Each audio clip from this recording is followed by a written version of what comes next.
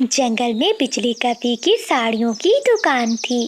कबूतरी की बेटी की शादी थी। उसने अपनी बेटी के लिए साड़ियाँ लेनी थी, मगर उसके पास पैसे नहीं थे। बबली कबूतरी मानो चिड़िया के पास जाती है। मानो बहन, मेरी बेटी की शादी है। मुझे बिजली कवि से साड़ियाँ लेनी है, मगर मेरे पास पैसे नहीं हैं। अब आप ही बिजली कवि से कहें कि कुछ दिनों का उधार कर ले। बबली बहन, आप चिंता ना करें, मेरी बात बिजली कवि जरूर मानेगी। फिर मानो चिड़िया कबूतरी के साथ जाती है। बिजली बहन, अगर कबूतरी बहन पैसे नहीं देगी तो इसकी जगह मैं दूंगी। चिड़िया, मुझे भी कबूतरी पर विश्वास है, लेकिन याद रखना 1 महीने से ज्यादा उधार नहीं चलेगा। मैं लौटा दूंगी, 1 महीने तक पैसे मैं लौटा दूंगी। फिर बबली कबूतरी बिजली कवि से साड़ी लेकर चली जाती है। ऐसे ही दिन बीत जाते हैं और 1 महीना पूरा हो जाता है। बादल जी, जरा दुकान पर बैठना, मैं कबूतरी से पैसे लेकर आती हूँ। अगर वो पैसे ना दे तो कोई चीज उठाकर ले आना उसके घर से। तुम चिंता नहीं करो, पैसे तो मैं लेकर ही आऊंगी।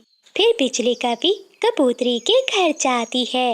हाँ भी कबूतरी, 1 महीना गुजर गया, लाओ मेरे पैसे, मैंने अब नया माल लेना है। कवि बहन, क्या बताऊं, बेटी की शादी के बाद ही मेरी तबीयत बहुत खराब हो गई थी। घर में जो कुछ भी था वो सब मेरे इलाज पर लग गया। इलाज पर लगा हो या ना लगा हो, मुझे उससे क्या, मैं तो अपने पैसे लिए बिना यहाँ से नहीं जाने वाली। बबली कबूतरी कवि की बहुत विनती करती है, फिर बिजली कवि कहाँ मानने वाली थी। लगती है, हाय हाय, मैं मर गई, मेरी साड़ियाँ। जब ये दूसरों की इज्जत पर नजर रखेगा बुढ़ा कौवा, तो इसके साथ भी ऐसा ही होगा। बादल कौवा बिजली की ओर देखता है और वहाँ से भाग जाता है, क्योंकि वो जानता था कि अब वो बिजली से भी पिटेगा। चिड़िया, इससे तो अच्छा था कि मैं कबूतरी से पैसे ही ना लेने जाती। इस कफे की वजह से मेरी सारी दुकान ही बर्बाद हो गई। ये आम का पेड़ मेरा है, मैं ही इस पेड़ से आम तोड़ूंगा। मैं तोड़ूंगा आम। बादल कौवा और चीकू तोता एक दूसरे से लड़ाई कर रहे थे, जब मानो चिड़िया वहाँ आ जाती है। चिड़िया, समझा लो इस मोटी चोंच वाले को, ये सारे आम मेरे हैं। चिड़िया बहन, जब से ये आम का पेड़ छोटा था तब से मैं इस पेड़ को पानी दे रहा हूँ, और अब जाकर ये काला कौवा इस पेड़ पर कब्जा करने आ गया है। तोते भैया, ऐसे लड़ाई मत करो, आप चलो, आप मेरे साथ चलो, हम मैदान से जाकर दाना खा लेंगे। आप ये आम का पेड़ इस कौवे को ही दे दें। गंदा कौवा, दुष्ट कौवा, एक दिन रोगे, बहुत पछताओगे, देख लेना। फिर तोता मानो चिड़िया के साथ चला जाता है। बादल कौवा आम के पेड़ से सारे आम तोड़ता है और अपने घर की ओर चला जाता है। अरे बादलपति जी, आज तो तुमने कमाल कर दिया, कितने सारे आम ले आए हो। जल्दी बताओ, कहाँ रखूं, बहुत भारी है। सारे घर में तो भोजन ही भोजन है। अच्छा, तुम ऐसा करो, इस आम को उस अलमारी पर रख दो। काले कौवे ने कुछ चुराकर, कुछ छीनकर और कुछ इकट्ठा करके अपने पूरे घर को अनाज से भरा हुआ था।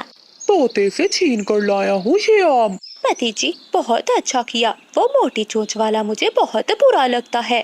बादल जी, सुना है उस कबूतर की मकई की फसल भी तैयार है। हाँ, तुम चिंता ना करो, कल मैं वहीं जाऊंगा। अगले दिन बादल कौवा एक थैला लेकर कबूतर के मकई के खेत में जाता है और वो जाकर मकई के भुट्टे तोड़ने लगता है। तभी कबूतर भी वहाँ आ जाता है। अरे ओ काले कौवे, ये मकई क्या तेरे बाप की है? हो, नहीं, गंदी आंखों वाले, ये मकई तो तेरे बाप की है, इसलिए तो मैं तोड़ रहा हूँ। रोक सकता है तो रोक ले। चल चल भाग यहाँ से, आया बड़ा गुंडा कहीं का। फिर बादल कौवा कबूतर को नीचे गिरा देता है और उसके ऊपर बैठकर उसे अपनी चोंचों से मारने लगता है। बचाओ बचाओ, कोई मुझे बचाओ। कबूतर को मारने के बाद बादल कौवा मकई से भरा हुआ थैला उठाता है और अपने घर की ओर चला जाता है। बहुत भारी है, जल्दी बताओ बिजली, कहाँ रखूं? अब तो घर में जगह नहीं बची है। अच्छा अच्छा, पहले बताओ तो क्या है इसमें। इस थैले में मकई के भुट्टे हैं, अभी अभी कबूतर के खेत से लाया हूँ। वहाँ वहाँ संदूक पर रख दो। फिर बादल कौवा वो मकई से भरा हुआ थैला संदूक पर रख देता है। बिजली कभी प्यार से अपने पति से कहती है, बादल, ये जो 3 दिन पुराना अनाज है, ये तुम कल अपनी माँ को दे आना। हाँ हाँ ठीक है। और साथ ही बिजली कभी कहती है, और मकई मेरी माँ को बहुत पसंद है, कल मैं जाकर अपनी माँ को मकई दे आऊंगी। ना ही मैं अपनी माँ को 3 दिन पुराना दाना दूंगा और ना ही तुम अपनी माँ को ये मकई दोगी। ये सुनकर बिजली कभी चुप कर जाती है। मुझे अनाज भोजन जमा करने का बहुत शौक है। तुम देखना, एक दिन मेरे घर में दाना रखने को जगह कम पड़ जाएगी। वो दिन तो आने ही वाला है, जरा देखो तो हर तरफ अनाज ही अनाज है। एक बूढ़ी चिड़िया कपो के दरवाजे पर आती है। बिजली कभी दरवाजा खोलती है। कभी बेटी, मैं बहुत भूखी हूँ, मुझे खाने के लिए एक दाना दे दो। चले भाग बुढ़िया, मेरे पास तुम्हें देने के लिए एक भी दाना नहीं है।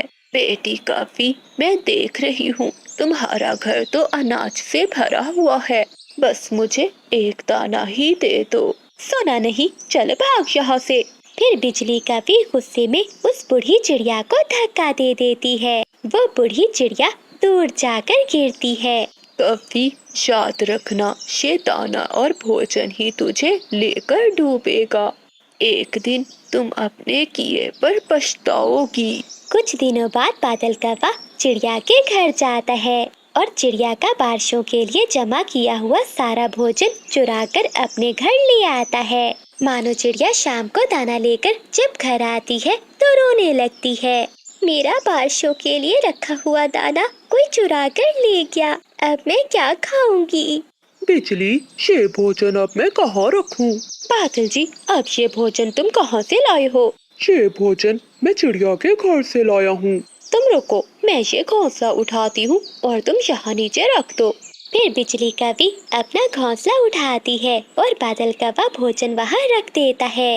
रात हो जाती है। कौवों के घर में अब इतनी भी जगह ना थी कि वो अपना घोंसला रख सके। वो दोनों कौवे अपना घोंसला भोजन के ऊपर रखकर ही सो जाते हैं। बादल जी, अब बस कर जाओ, पूरा घर भर चुका है, अब तो घर में ना बैठने को जगह है और ना ही खड़े होने को। हो, देखा ना बिजली, मैंने पूरे घर को अनाज से भर दिया है। वो दोनों कौवे सो जाते हैं। आधी रात को तेज हवा चलती है। कौवों का घर तो तेज हवा के कारण इधर उधर हिल रहा था। थोड़ी ही देर में उनका घर नीचे जमीन पर गिर जाता है। कौवा और कभी अनाज की बोरियों के नीचे दब जाते हैं। बादल, बादल, कहाँ हो तुम? मैं यहाँ हूँ, बोरी के नीचे।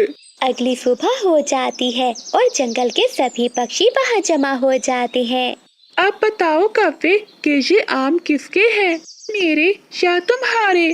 तोते, मुझे यहाँ से बाहर निकालो और सारा अनाज ले लो। तोता अपने आम उठाकर ले जाता है। फिर मानो चिड़िया और कबूतर भी अपना अपना अनाज ले जाते हैं, लेकिन वो दोनों कौवे वही बाकी अनाज की बोरियों के नीचे दबे हुए थे। लेकिन कोई भी उनकी मदद के लिए नहीं आता। बिजली कौवी और बादल कौवा नदी के किनारे एक बड़े पेड़ के नीचे लेटे हुए आपस में बातें कर रहे थे। बिजली, कितनी ठंडी ठंडी हवा चल रही है। हाँ बादल जी, अब मौसम बहुत अच्छा हो गया है। तभी उड़ता हुआ कबूतर उन दोनों के पास आता है। अरे कौवो, तुम दोनों यहाँ आराम से लेटे बातें कर रहे हो, क्या तुम्हें कुछ खबर भी है? क्या बात है गंदी आँखों वाले, क्या तुम्हें तमीज नहीं है आने की? ऐसे ही आकर हमारे सरों पर बैठ जाते हो। काली कभी कभी खुद भी अच्छा बोल लिया करो, आई बड़ी मुझे तमीज सिखाने वाली। इतना कहकर कबूतर वहाँ से चला जाता है। कबूतर, बात तो बताते जाओ, तुम भी बात मत करो मुझसे, गंदे कौवे। गुस्से में कबूतर वहाँ से चला जाता है। थोड़ी देर बाद बिजली कौवी मानो चिड़िया के घर जाती है। वो चिड़िया के दरवाजे पर दस्तक देती है, मगर घर में तो कोई भी नहीं था। लगता है चिड़िया गहरी नींद सोई हुई है। लेकिन बिजली काफी चिड़िया के दरवाजे पर दस्तक देती रहती है। तभी पीछे से मानो चिड़िया भी भोजन लेकर आ जाती है। क्या हुआ बिजली बहन, बस कर दो, क्या दरवाजा तोड़ोगी तुम? चिड़िया, तुम बाहर थी? हाँ बिजली, बताओ क्या काम था? वो मुझे थोड़ा सा भोजन चाहिए था, क्या मिल जाएगा? बिजली बहन, क्या आपने पक्षी का ऐलान नहीं सुना? ऐलान? कैसा ऐलान? कुछ ही दिनों तक जंगल में बारिशें शुरू होने वाली हैं। हमारे आसपास के जंगलों में भी बारिशें हो रही हैं। और पता है बिजली बहन, उन जंगलों में बाढ़ आ गई है। बस इसीलिए मैं भोजन जमा कर रही हूँ। अच्छा चिड़िया, लेकिन वो भोजन? माफ कीजिए कवि बहन, लेकिन आज मैं आपको बारिश में अपने घर चली जाती है। बिजली, आज वो छोटी चिड़िया कुछ ज्यादा ही बददुआएं देकर गई है।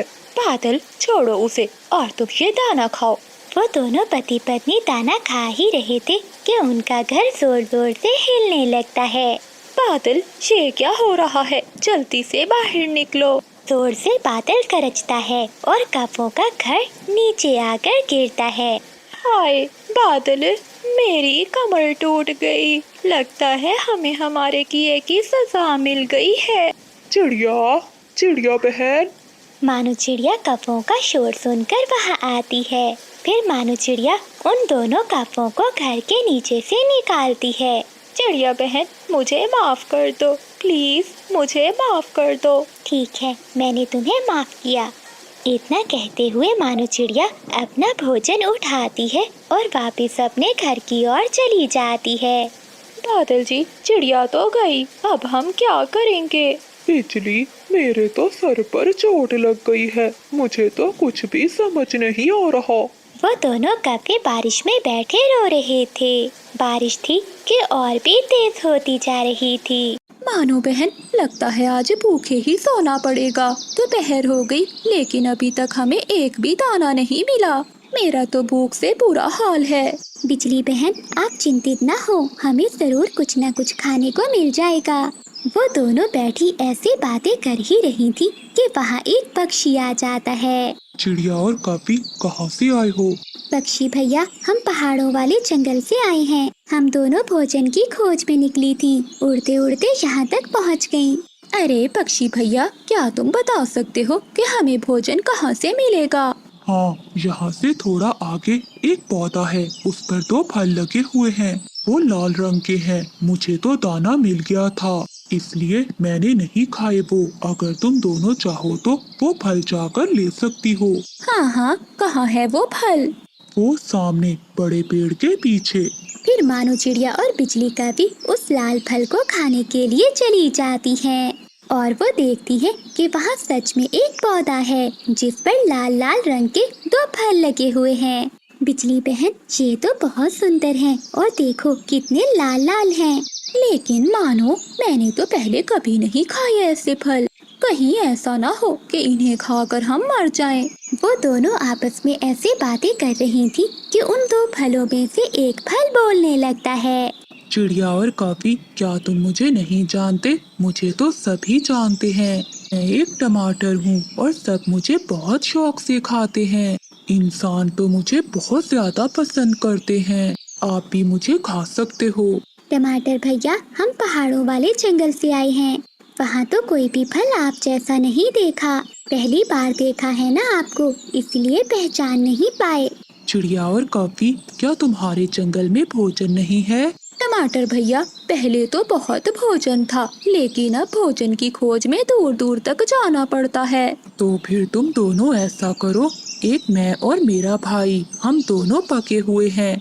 आप दोनों ऐसा करें कि मुझे खा ले और मेरे भाई टमाटर को अपने साथ ले जाएं और इसे अपने घर के पास जमीन में बो दें और फिर वहाँ हमारा पौधा भी उगाएगा। ऐसे तुम दोनों को भोजन की चिंता नहीं रहेगी।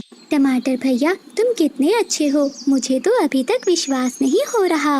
मुझे बहुत खुशी होती है जब मुझे कोई खाता है, लेकिन तुम दोनों मेरी एक बात याद रखना, हमें तभी खाना जब हम पूरी तरह लाल हो जाएं। जब हम हरे रंग के होते हैं तो इतने स्वादिष्ट नहीं होते। फिर बिजली कौवी और मानो चिड़िया ऐसा ही करती हैं। वो एक टमाटर को खा लेती हैं। और दूसरा टमाटर लेकर अपने जंगल वापस चली जाती हैं। बिजली बहन, अब हम ऐसा करते हैं कि इस टमाटर को बो देते हैं और फिर रोज इसे पानी दिया करेंगे। जब ये पौधा बड़ा हो जाएगा तो हम इसकी रक्षा भी करेंगे। चिड़िया बहन, मुझे बहुत स्वादिष्ट लगा है ये फल। कितना मजा आएगा जब हम रोज ये स्वादिष्ट स्वादिष्ट टमाटर खाया करेंगे। फिर बिजली कवि और मानो चिड़िया उस टमाटर को बोकर अपने अपने घरों में चली जाती हैं। ऐसे ही दिन और रात गुजरते गए।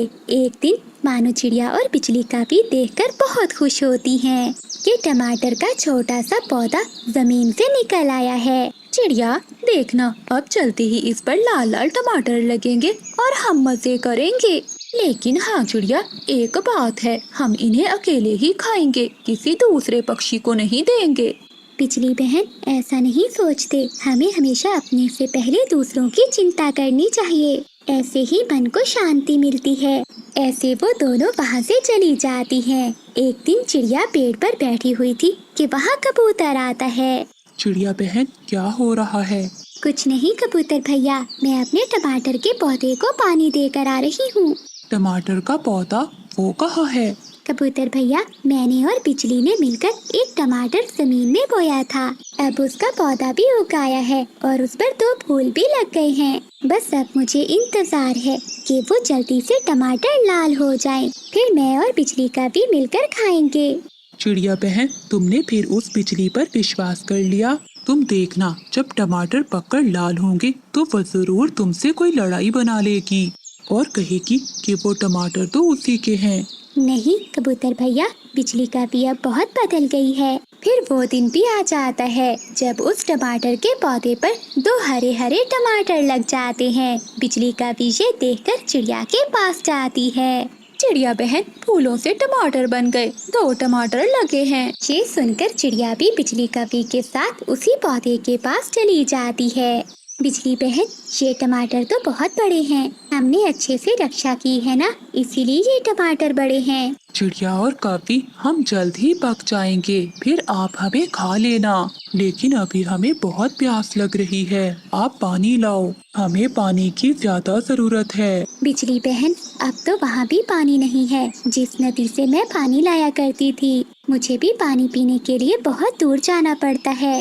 अब हम इस पौधे को पानी कैसे देंगे? मानो अब कुछ न कुछ तो करना ही होगा, वरना हमारी इतनी मेहनत करने का कोई भी फायदा नहीं। चिड़िया, आप बड़े पेड़ के पास जाओ और उसे कहो कि वो हवाओं को हुक्म दे कि वो बादलों को लाएं। अगर बारिश हो गई तो मुझे भी पानी मिल जाएगा और आप सब पक्षियों को भी पानी मिल जाएगा। फिर चिड़िया और बिजली का भी बड़े पेड़ के पास चली जाती है। बड़े पेड़ जी, आप सोए हुए हैं? नहीं नहीं। बड़े पेड़ जी, मैं एक काम से आई हूँ आपके पास। बताओ चिड़िया, क्या काम है? बड़े पेड़ जी, आप हवाओं को हुक्म दें कि वो हमारे जंगल में बादलों को ले आएं, ताकि हमारे जंगल में बारिश हो जाए। लेकिन चिड़िया, हवाएं तो बादलों को लेकर पूर्व वाले जंगल में गई हुई हैं। चिड़िया रोने लगती है। बड़े पेड़ जी, हमने बहुत मुश्किल से एक टमाटर का पौधा लगाया है और वो अब सूख रहा है। अगर उसे पानी ना मिला तो वो मर जाएगा। और बड़े पेड़ जी, उस पर 2 टमाटर भी लगे हुए हैं, हमने बहुत इंतजार किया है उनका। चुप कर जाओ चिड़िया, मैं बुलाता हूँ हवाओं को, वो शाम तक बादलों को ले आएंगी। बड़े पेड़ जी, आपने हमेशा हमारी मदद की है। चिड़िया, हमें ऐसे ही दूसरों की मदद करनी चाहिए। हम जितनी दूसरों की मदद करेंगे, ऊपर वाला हमें उतनी ही शक्ति देगा। दूसरों की मदद करनी। तेज बारिश में वो बूढ़ी कवि अपना सामान लिए सागर वाले जंगल से गुजर रही थी। बारिश तो बहुत तेज है, अगर ऐसी बारिश में मैं भीगती रही तो बूढ़ी जान कब तक जिंदा रह सकती हूँ। अब तो मुझे कोई ना कोई आसरा तो ढूंढना ही होगा। वो बूढ़ी कवि अपना सामान लिए फिर से उड़ती है। बिजली, आज तो रसोई से बहुत अच्छी खुशबू आ रही है, क्या बना रही हो तुम? तभी बिजली कवि रसोई से खिचड़ी लेकर बाहर आती है। बादल जी,